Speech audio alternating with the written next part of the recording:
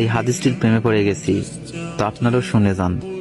আপনি যখন নিজের ঘরে নীরবে কান্না করবেন, আল্লাহ তখন ফেরেশতাদের উদ্দেশ্য করে বলেন, কোন জিনিস আমার এই বান্দার চোখে পানি আনলো? ফেরেশতাগণ বলেন, আপনার বান্দা সুখে নেই, আপনার বান্দা অনেকদিন হাসেনি। এই বলে ফেরেশতাগণ কান্না করতে থাকেন এবং আল্লাহকে বলেন, হে আমার রব, আপনি তো জানেন আপনার এই বান্দার হৃদয়ে কি রয়েছে, অতএব আপনি তার জন্য সবকিছু সহজ করে দিন। আল্লাহ বলেন, আমার এই বান্দা এমন কিছু জীবন থেকে হারিয়ে ফেলেছে যে সে অধিক ভালোবেসেছিল।